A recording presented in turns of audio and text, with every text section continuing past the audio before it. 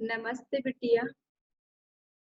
Myself JVN Dr. Ritu Sharma, Assistant Professor, Department of Gynae, Faculty of Homeopathic Science, Jyoti Vidyapeeth Women's University. Today my session is congenital malformation of female genital organ, part first.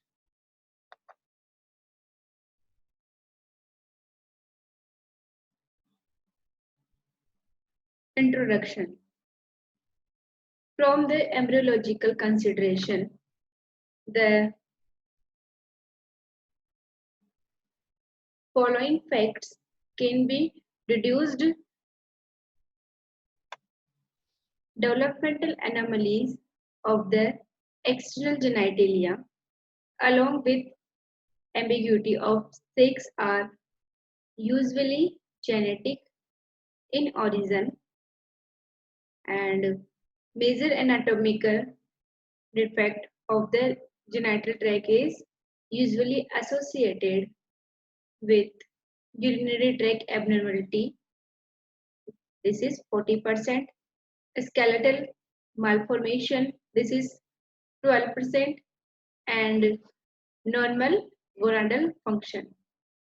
While minor abnormality escape attention, it is the moderate or severe form which will produce gynecologic and obstetric problem.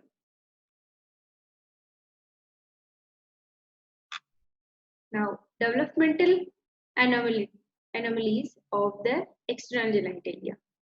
Now start the first part of external genitalia is the perineum or vestibular anus. The usual anal opening site is evidenced by the anal pit. The anal opening is situated either close to the posterior end of the vestibule or in the vestibule. Rarely, it is situated in the vagina, that is congenital rectovaginal fistula.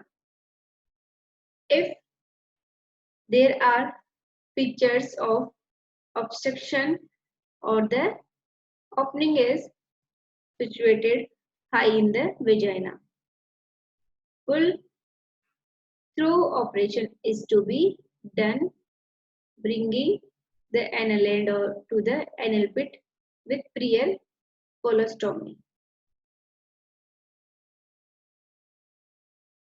Ectopic ureter. Now second part of the external genitalia, ectopic ureter. The additional ureteric opening is usually in the vestibule, close to the urethra or in the vagina. The main symptom is uncontrollable wetness. In the ectopic uterus, the main symptom in the uncontrollable wetness. The partial nephrectomy and urectomy may be indicated, or implantation of the ectopic ureter into the bladder may be done. Now, second is the vaginal abnormalities. The significant abnormalities include: first is narrow introitus, second is hymen abnormality, third is spectrum, fourth is agenesis, and fifth is associate abnormalities. Now start. The first abnormality of the vaginal abnormality is the narrow introitus. The existence is revealed after marriage. Dyspareunia may be the first complaint, or it may be detected during investigation of infertility. Treatment is effective by manual stretching and under general anesthesia, or by the surgical enlargement. Hymen abnormality. Gross hymen abnormality of significance is imperforate hymen. It is due to failure of disintegration of the central cells of the Mullerian emissions that project into the urogenital sinus. The existence is almost always unnoticed until the girl maintains the age of 14 to 16 years. As the uterus is functioning normally, the menstrual blood is pent up inside the vagina behind the hymen. That is called cryptomenorrhea. Depending upon the amount of the blood accumulation first distended the vagina is called hematopoulpos. The uterus is next involved and the cavity is dilated, that is called hematometra. And in the late and neglected cases, the tube may also be distended after the femoral end are closed by adhesion, that is called hematosalpinx.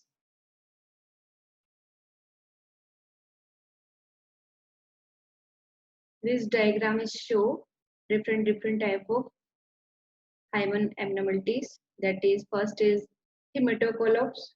In this, the hematocolapse means the vaginal related to vagina, and hematometra is related to uterus, and hematosalpinx is related to fallopian tube.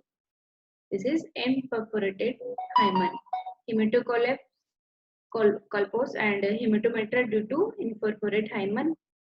The elongation of the urethra due to distension of the vagina by blood. Now clinical feature. The girl is aged about 14 to 16 years.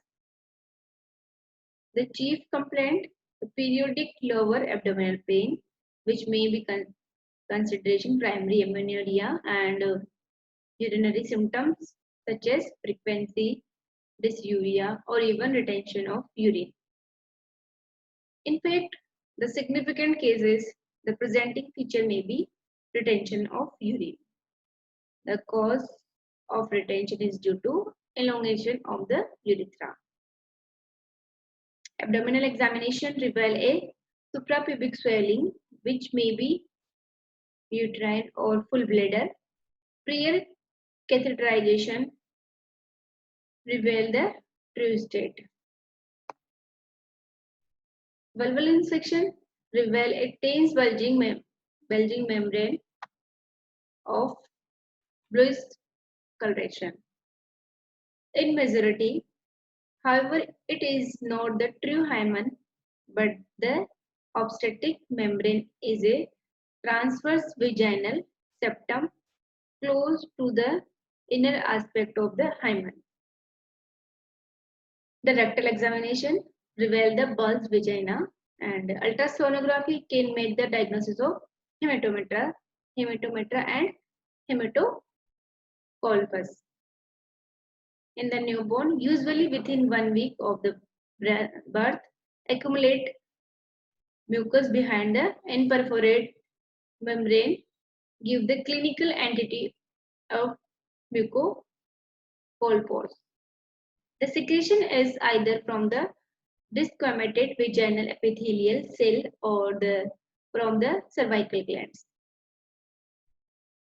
Now treatment. The treatment of the vaginal abnormality, the cruciate incision is made in hymen, and the quadrants of the hymen are partially excised not to the close to the vaginal mucosa. Spontaneous escape of dark terry colored blood is allowed. Pressure from the above should not be given. And internal examination should not be done. The patient is put to the bed with the head and raised. And antibiotic should be given. The residual pathology, if any, may be detected by internal examination after the next period is over. And in this diagram, it is showing tense bulging of the hymen in hematoculpos.